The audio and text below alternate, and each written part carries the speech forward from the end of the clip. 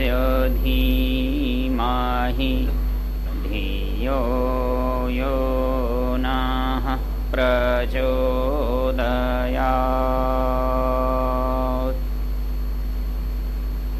ओमित्येतदक्षरमिदं सर्वं तस्योपव्याख्यानं भूतं भवत् भविष्यदिति सर्वम् ओंकार एव। यच्चान्यत् त्रिकालातीतं तदप्योंकार एव। अयम् आत्मा ब्रह्म अयमात्मा चतुष्पात्। ओम शांतिः शांतिः शांतिः। ओम। आदरणीय गुप्ता जी ने आज ओम इस शब्द पर चर्चा करने का निर्देश दिया है।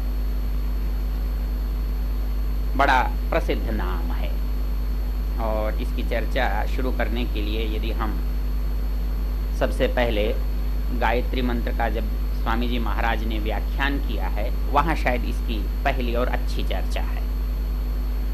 अभी आपने गायत्री मंत्र का उच्चारण किया और इस मंत्र का उच्चारण करने से पहले उसके साथ ओम शब्द लगाया, ओम का स्मरण किया। स्वामी जी महाराज संस्कार विधि के प्रकरण में जहाँ गायत्री मंत्र का अर्थ लिखते हैं वहाँ गायत्री मंत्र की व्याख्या करते हुए ओम शब्द का अर्थ लिखा है। ओम यह परमेश्वर का मुख्य निज नाम है। एक तरह से पूरा व्याख्यान हो गया इसमें। कहता है ओम यह परमेश्वर का मुख्य निज नाम है। दो बातें ध्यान रखने की हैं, एक तो निज है और एक मुख्य है, और तीसरी बात है नाम है। मतलब ये कोई विशेषण नहीं है। सामान्य रूप से हम जितने भगवान हैं उनसे मैं प्रश्न किया करता हूं, आप कहाँ गए थे? भगवान के दर्शन करने गए। तो मैंने कहा भगवान तो नाम नहीं है। क्यों? कि जो चीज सबके साथ लगती है उसको नाम नहीं कहते, उसको सर्वनाम कहते। वो सबका नाम होता है, वो विशेषण सबके साथ जुड़ता है। आप भगवान शिव कहते हैं, भगवान राम कहते हैं, भगवती दुर्गा कहते हैं, आप भगवान दयानंद कहते हैं, आप भगवान हनुमान कहते हैं। और इस दृष्टि से देखा जाए तो सभी भगवान हैं। तो समझ में नहीं आया कि आप कौन से भगवान की बात कर रहे हैं। आपसे आग्रह पूर्वक पूछा तो पता लगा कि आप राम की बात कर रहे हैं, या आप शिव की बात कर रहे हैं, या आप हनुमान की बात कर रहे हैं। ठीक है, अब इतना सा फर्क हो जाता है कि जब हम किसी एक की बात कर रहे होते हैं, वो राम की कर रहे होते हैं, तो राम का एक स्वरूप हमारे सामने आता है। राम की एक मूर्ति हमारे सामने आती है, उसके हाथ में धनुष होता है, उसके एक ओर लक्ष्मण होता है, उसके एक ओर सीता होती है। हमको पता लगता है कि ये राम है। ये हमारे साहित्य के पढ़ने वाले लोग बैठे हैं। क्या होता है कि बहुत सारे शब्दों के बहुत सारे अर्थ होते हैं, और उन शब्दों का प्रयोग जब हम किसी प्रसंग में करते हैं तो प्रसंग से हमको अर्थ का मालूम पड़ता है। होता क्या है कि जैसे खाली है, बर्तन भी खाली होता है और दिमाग भी खाली होता है, लेकिन खाली होने में हमको कभी संदेह नहीं होता कि इस खाली का यहाँ पर अर्थ क्या है। ऐसा क्यों होता है? ऐसा इसलिए होता है कि जिस भाषा पर हमारा अधिकार होता है, जो भाषा हमें अच्छी तरह से आती है, उसमें संदेह नहीं होता। लेकिन यदि हम अंग्रेजी पढ़ते हों, हम संस्कृत नहीं जानते हों, संस्कृत पढ़ते हों, हम यदि उर्दू नहीं जानते हों, उर्दू पढ़ते हों, तो हमको उस शब्द का कोश में अर्थ देखना पड़ता है। और जब कोश में अर्थ देखते हैं तो हमारी संगति नहीं बैठती। मतलब मान लीजिए उदाहरण के लिए हम अग्नि शब्द का अर्थ स्वामी दयानंद जी महाराज भगवान करते हैं, हमको कुछ जमता नहीं, हमको जंचता नहीं। क्यों? हम कोश देखते हैं तो अग्नि का अर्थ अंग्रेजी में है तो फायर लिखा होगा, हिंदी है तो आग लिखा होगा। अब भगवान अर्थ कहाँ से आ गया, परमेश्वर अर्थ कहाँ से आ गया, हमारी समझ से परे है। तो तो हमको संदेह क्या होता है कि शायद कहीं गलती है समझने में, समझाने में। लेकिन जो मेरी समझ में आया है वो ये गलती है कि हमारा भाषा पर अधिकार नहीं है, इसलिए हमको कोश के अर्थ सामने आते हैं, प्रसंग के अर्थ, उसमें घटित होने वाले अर्थों पर हमारा ध्यान नहीं जाता है। तो वैसे ही कोई चीज अर्थ का जब निश्चय कराना हो, किसी अर्थ का निर्णय करना हो, तो उसके आसपास को देखना पड़ता है। जब मैं पूछता हूं जी आप राम के दर्शन करने गए थे, राम को देखने गए थे, तो सवाल यह होता है कि राम कहते ही हमारे मन में कोई चित्र उभरता है या नहीं उभरता, और निश्चित रूप से उभरता है। और चित्र जिसका उभरता है हम उसी के दर्शन करने गए थे, उसी के बारे में हम जानते हैं कि राम शब्द से कोई इतिहास हमारे मस्तिष्क में है, और वो इतिहास यही है कि वो उसका पिता दशरथ है, वो उसकी माता कौशल्या है, उसका भाई लक्ष्मण है, उसकी पत्नी सीता है, वो अयोध्या का राजा है, रावण से उसका युद्ध हुआ है। इसके अतिरिक्त हमको कोई बात आ सकती है क्या राम कहने से दिमाग में? हाँ, राम नाम के बहुत सारे लोग हैं तो आ सकती है। परशुराम कह दें, कार्तवीर्य कह दें, तो राम दूसरे हो जाते हैं। लेकिन जब हम केवल राम कहते हैं या दाशरथी राम कहते हैं, दशरथ के सीता की अयोध्या की प्रसंग से राम कहते हैं, तो हमें केवल एक ही राम का याद स्मरण होता है। यदि राम भगवान है, इसमें दो राय नहीं है, लेकिन जिस अर्थ में हम मानते हैं उस अर्थ में, तो राम कहने पर जो चित्र आना चाहिए, जिसे हम भगवान कहते हैं, उसका जो अर्थ है वो उसमें घटना चाहिए। हम भगवान को कैसा मानते हैं?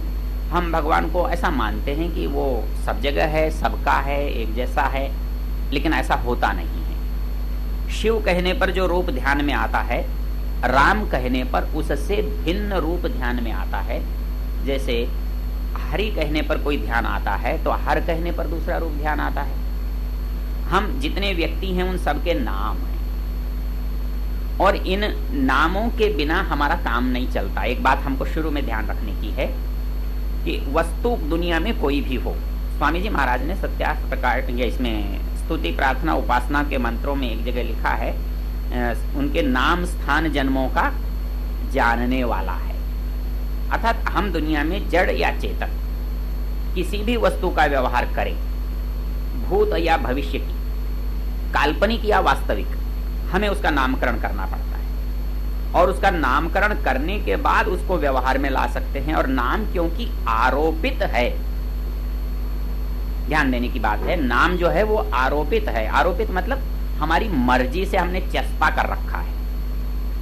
जैसे कोर्ट का नोटिस किसी के दरवाजे पर चस्पा किया जाता है तो मालूम पड़ता है कि इसकी नीलामी होनी है, उससे पहले तो नहीं मालूम पड़ता। वैसे ही नाम जो है हम किसी पर चस्पा करते हैं, नहीं तो नाम उसका अपना होता तो पैदा होते ही उसके साथ पता लगना चाहिए था, लेकिन ऐसा नहीं होता है। नाम आरोपित चीज है, इसलिए नाम मर्जी से चलता है। हम गरीब का किरोड़ी लाल नाम रख सकते हैं और करोड़पति का गरीब राम रख सकते हैं, क्यों? कि वो हमारी मर्जी से चलता है। तो इसलिए नाम जो है वो अनिवार्य है और हमारे द्वारा दिया गया है।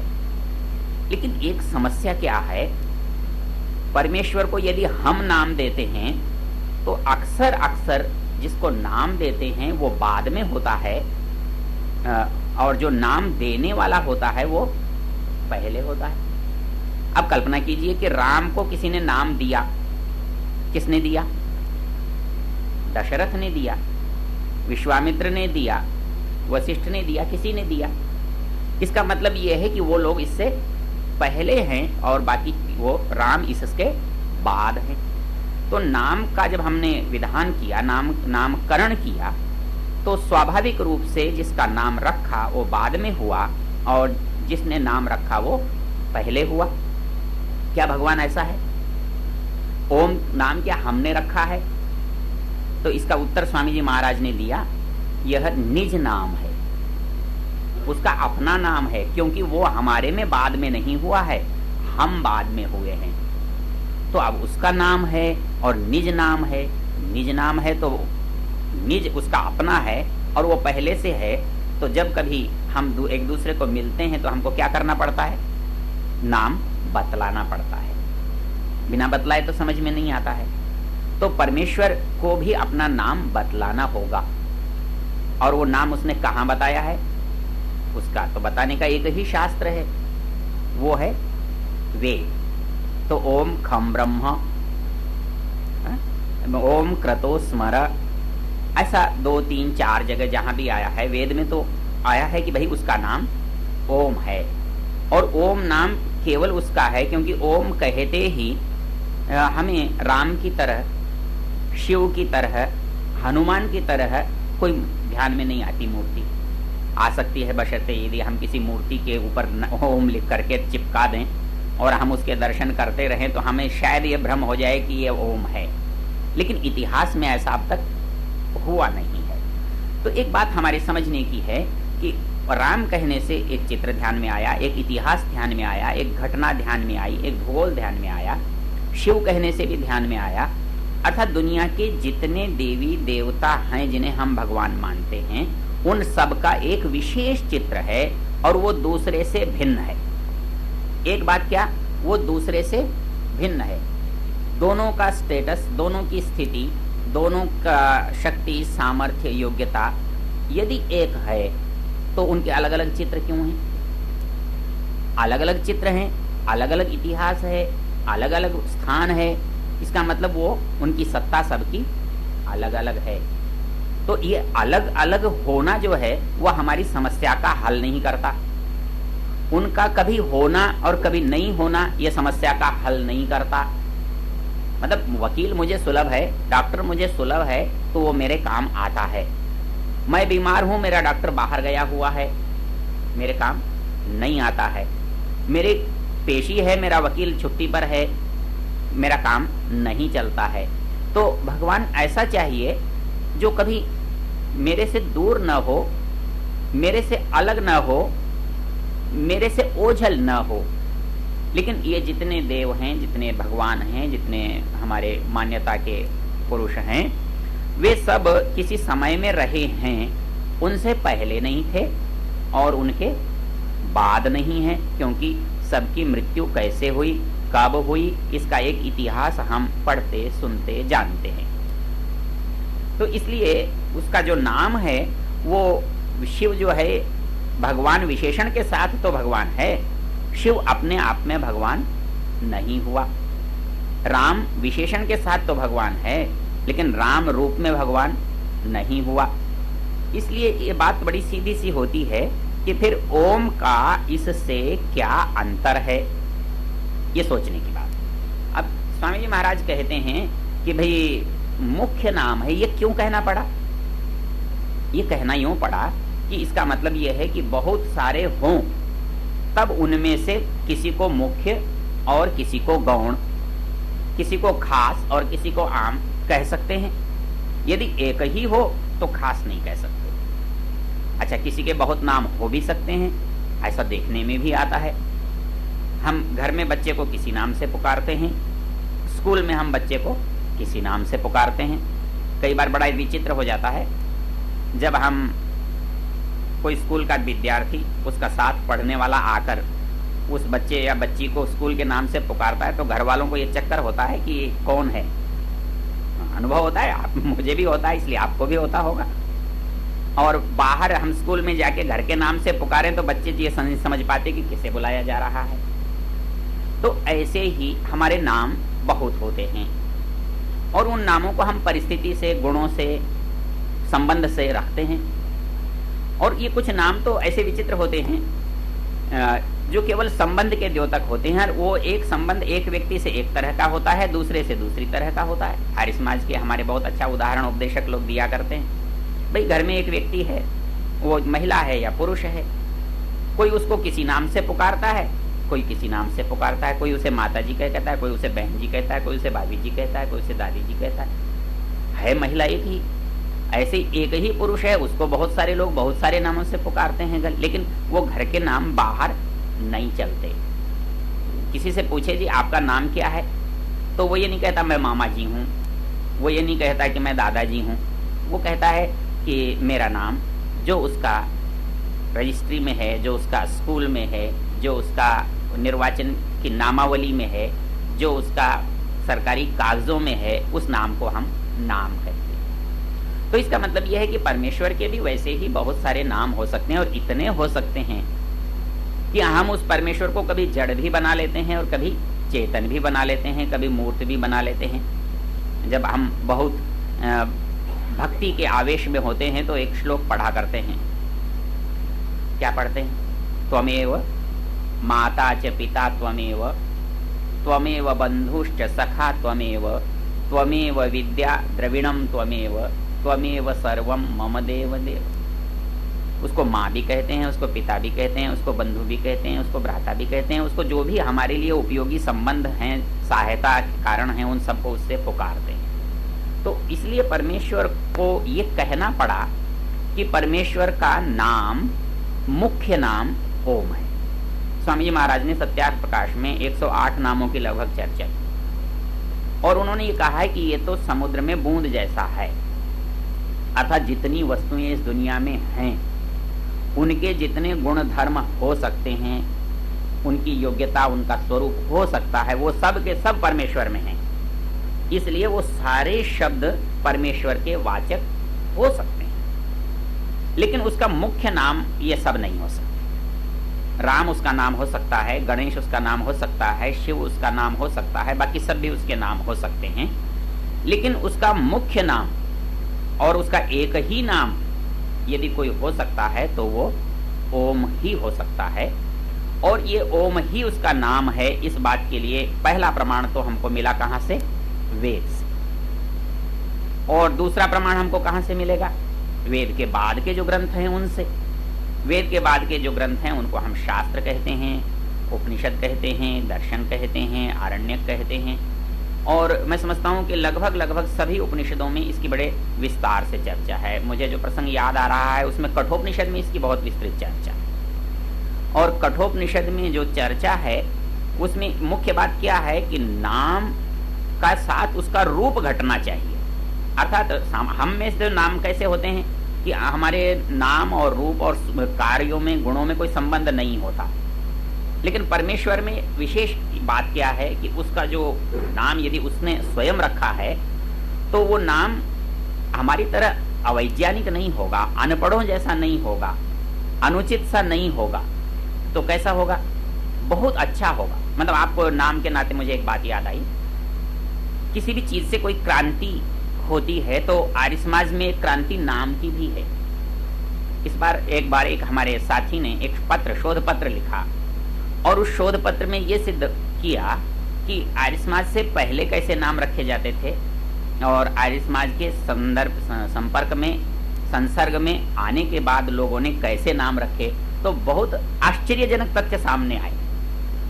मतलब जहां हम देखते हैं अजमेर में, जहां हमारे सिंधी भाई बहुत रहते हैं, उनको नाम की बिल्कुल परवाह नहीं थी, क्या रखते हैं वो, मिर्चूमल, पंजूमल, कोडूमल, पता नहीं कुछ भी रख देते हैं। लेकिन जब ऐसे लोगों के नामों के साथ आर्य समाज का संबंध बना तो देखा धर्म प्रकाश, वेद पाल, धर्मपाल, एक नामों में एक सुंदरता, एक सुरुचिपूर्णता, एक बहुत ही आकर्षक गुणात्मकता दिखाई देती है। और स्वामी जी महाराज ने एक जगह पूछा भी किसी से, भाई तुम्हारा नाम क्या है? बोले जी कूड़ेमल। अरे बोले भाई कूड़ा ही बहुत था, उसके ऊपर से ये और डालने की क्या जरूरत थी? तो स्वामी जी महाराज ने एक जगह बल्कि ये लिखा कि हम गुणों से भ्रष्ट हो गए कोई बात नहीं, पर नाम से भ्रष्ट तो न हो, हम उससे भी क्यों जाएं? मतलब नाम का इतना अधिक संबंध है। तो जो परमेश्वर का नाम है उसकी सबसे बड़ी विशेषता ये होनी चाहिए, वो और परमेश्वर के जो गुण हैं वो समान होने चाहिए। क्यों होने चाहिए? मैं आपको ध्यान मनुस्मृति के एक श्लोक की ओर ले जाता हूं। मतलब एक कल्पना है कि इस दुनिया में जब सबसे आखिर में कौन चीज पैदा हुई? मनुष्य। क्योंकि मनुष्य सबसे मुख्य है। मतलब जो भी मुख्य होता है वो आप उस परिस्थिति में सबसे अंत में ही आता है, सबसे मुख्य ही होता है और सबसे पश्चात उसकी स्थिति बनती है। आप जैसे कोई समारोह करते हैं तो मुख्य अतिथि आपका पहले नहीं आता, और मुख्य अतिथि ये भी पहले आ जाए तो गड़बड़ हो जाती है। एक बार मैं किसी कार्यक्रम में गया और बिना सूचना के मैं सीधा उस जगह पहुंच गया तो मेरे साथ एक स्वामी जी महाराज थे, वो मंत्री जी कहने लगे साहब आज गड़बड़ हो गई। बोले क्या है? बोले हम लेने आपको स्टेशन पर आने वाले हैं, आप कैसे चले आए? तो हमने कहा कोई बात नहीं, आ गए। बोले ऐसे कैसे है, जो जुलूस बना हुआ है उसका क्या होगा?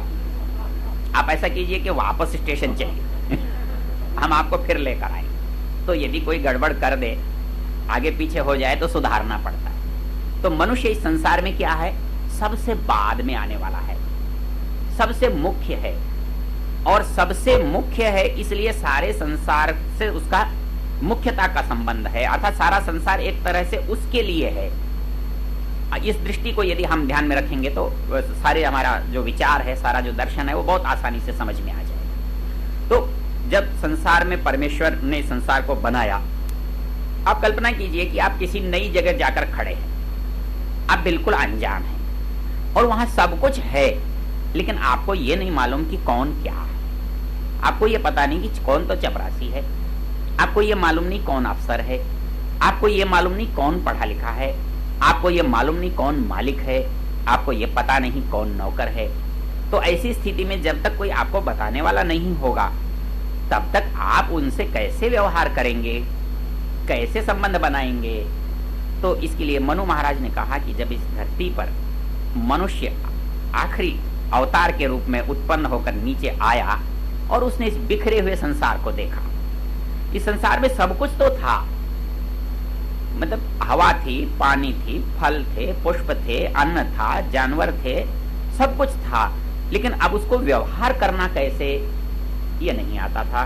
क्योंकि करे तो करे कैसे? क्योंकि व्यवहार करने का जो संबंध है, जो सूत्र है, वो उसके हाथ में नहीं था। लेकिन उसको परमेश्वर ने वेद का सूत्र दिया हुआ था, वेद उसके ज्ञान में था और संसार उसके सामने था। अब सवाल ये उठता था कि इसको इससे मिलाऊं तो कैसे मिलाऊं, कौन सी चीज किस पर ठीक बैठती है, किस पर फिट बैठती है। तो मनु महाराज कहते हैं कि इस समस्या का समाधान मनुष्य ने, उन ऋषियों ने सबसे पहले कैसे किया? वो कहते हैं सर्वेषां तु सनामानि कर्माणि च पृथक पृथक वेद शब्देभ्य एवादौ पृथक संस्थाश्च निर्ममे। कहता है कि परमेश्वर ने इधर ज्ञान दिया और इधर संसार दिया। परमेश्वर ने इधर आंख दी, उधर सूर्य दिया। वैसे ही केवल बुद्धि देता और ज्ञान नहीं देता तो अधूरा होता, और केवल सूरज दे देता, आंख नहीं देता, या केवल आंख दे देता और सूरज नहीं देता, तब भी बात नहीं बनती। तो जैसे सूर्य से आंख का संबंध है, वैसे ही बुद्धि से ज्ञान का संबंध है। सूर्य दिया है तो आंख दी है, आंख मेरे अंदर है, सूर्य संसार में है, बुद्धि मेरे पास है, ज्ञान बाहर से मुझे मिला है। क्योंकि वेद भी कैसा ज्ञान है? स्वाभाविक नहीं, नैमित्तिक ज्ञान है। तो ये संबंध है, तो परमेश्वर ने मुझे वेद के रूप में ज्ञान दिया, मैं इसका उपयोग कर सकता हूं। जैसे प्रकाश को देख करके संसार के वस्तुओं को देख सकता हूं, जान सकता हूं, वैसे ही मैं अपनी बुद्धि के द्वारा प्राप्त ज्ञान से मैं इस संसार को समझ सकता हूं। तो मनु महाराज कहते हैं कि समझा तो कैसे समझा था? वो कहते हैं सर्वेषाम तो नामानि कर्माणि च पृथक पृथक। उसने सबसे पहले सर्वेषाम, अर्थात यूं नहीं है दो चार नाम बता दिए हों, ऐसा नहीं है कि दो चार वस्तुओं की जानकारी दे दी हो बाकी तू कर लेना, ऐसा नहीं है। सर्वेषाम तो सनामानि कर्माणि च पृथक पृथक। उसने सबसे पहले समस्त वस्तुओं के नाम और समस्त वस्तुओं के कर्म वेद शब्देभ्य एवादौ पृथक संस्थाश्च निर्ममे। कहां से सोर्स क्या है, स्रोत क्या है? वेद। कहता शब्द वेद में है, वस्तु संसार में है। और ऋषि ने क्या किया कि वेद के शब्दों का जो अर्थ था, वो जिस वस्तु में घटता था, उस वस्तु को उसने उस शब्द से पुकारा। मतलब ये बात केवल संस्कृत भाषा की विशेषता है, किसी और भाषा में ये बात नहीं आएगी। आपको आश्चर्य होगा कि जो भी शब्द हमारे पास है उसके पीछे यही बात घटेगी। अग्नि शब्द को हम बहुत प्रयोग करते हैं, तो वे अग्नि शब्द जब अर्थ लेते हैं तो आग अर्थ होता है, इसका सीधा सा मोटा सा अर्थ है आग। लेकिन आग एक भाव है, एक गुण है, वो जहां जहां भी मिलेगा हम उसका वहां प्रयोग करते हैं। हमको लगता है कि ऐसा शायद नहीं करते, लेकिन जिस भाषा का हम जन्म से जानते हैं उसमें इस तरह के प्रयोग करते हैं। मुझे एक दिन की बात याद है, उत्सव हो रहा था आजमेर का, ऋषि मेला आयोजन चल रहा था। मैं दरवाजे के बाहर खड़ा हुआ था, इतने में एक व्यक्ति कोई आया। दूसरे ने पूछा, स्वामी ओमानंद जी कहाँ हैं? तो आपको बड़ा आश्चर्य होगा कि एक व्यक्ति ने क्या उत्तर दिया। हरियाणा का व्यक्ति था वो, तो वो बोले यो आग सी जान लाग रही, गेरवे कपड़े। बोले ये आग सी जा रही है ना, इसी का नाम तो ओमानंद है। तो आग का यहाँ कोई संबंध तो नहीं है, लेकिन जो उसकी रक्तिमा है, उसका जो भगवापन है, उसने उसके आधार पर कहा ये आग सी जा रही है, इसको कहते हैं। आप कहते हो आग उगलता है, कोई आग उगलता है क्या? लेकिन हमको कभी संदेह होता है कि ये आग नहीं उगलता है। गुस्से वाले आदमी में जब बोलता है तो आग उगलता है, हम ठीक प्रयोग लगता है, प्रयोग कभी गलत नहीं लगता। लेकिन यही प्रयोग जब हम संस्कृत में करते हैं तो आपको गलत लगता है, आपको कुछ अटपटा लगता है। क्यों? कि हमारा उतना संबंध नहीं है इस चीज से। तो इसलिए जो वस्तु के जितने गुण, जितने कर्म जिस वस्तु में दिखाई दिए, हमारे ऋषियों ने उस वस्तु का वह नाम रखा। तो इस लंबे विस्तार में नहीं जाता, क्योंकि हमारे यहाँ तो एक एक वस्तु के 100-100 नाम हैं। ये जो कोई विदुषी बैठी हैं ये जानती हैं कि हम निघंटू पढ़ते हैं तो जल के कितने नाम हैं? 100। पृथ्वी के नाम 21, इति विंशति पृथ्वी नाम ध्येयानी। तो ये सब क्यों हैं? ये सब के पीछे कारण है। और हर एक शब्द के साथ जिसने निरुक्त पढ़ा है, जिसने व्याकरण पढ़ा है, वो अच्छी तरह इस बात को जानता है कि किसी शब्द का किसी अर्थ से क्या संबंध है, वो एक अलग चीज है। तो इस तरह से सबसे पहले जब हमने नाम का फैसला किया तो वेद से किया। तो जब और वस्तुओं के नाम हमको वेद से मिले और हमने उन वस्तुओं के गुणों को, उन वस्तुओं के स्वरूप को, उन वस्तुओं के कर्मों को, उन शब्दों के अर्थों में देखा, झांका, पाया, तो वैसे ही परमेश्वर का जो नाम है उसमें भी परमेश्वर के सारे गुण और सारे स्वरूप का वर्णन होना चाहिए। इसलिए और कोई नाम परमेश्वर का पूरा नाम नहीं बन सकता, क्योंकि माँ का कोई पार्ट अदा करेगा तो पिता का रह जाएगा, और पिता का करेगा तो माँ का रह जाएगा, माता पिता का करेगा तो गुरु का रह जाएगा। लेकिन परमेश्वर तो माता भी, पिता भी, गुरु भी, सब कुछ है ना। तो सब कुछ होने वाला अर्थ परमेश्वर के नाम में होना चाहिए। तो इसलिए वो कहता है कि ओम जो है परमेश्वर का मुख्य और निज नाम है। मुझे एक बार बड़ा संदेह हुआ। संदेह क्या हुआ कि योग दर्शन में वहां ओम नहीं लिखा, तस्य वाचकः प्रणव। मैं बड़ा संदेह में पड़ा, भाई हम हर जगह कहते हैं ओम है, ओम है, ओम है, अब ये प्रणव कहने से बात तो नहीं बनी। तो इसका समाधान फिर मुझे मिला छांदोग्य उपनिषद में। छांदोग्य उपनिषद में 3 नाम है, ओम है, उद्गीत है, प्रणव है। तो उन्होंने कहा कि ऋग्वेदी, यजुर्वेदी, सामवेदी, सामवेदी उसे उद्गीत कहते हैं, यजुर्वेदी उसे प्रणव कहते हैं, ऋग्वेदी उसे ओम कहते हैं।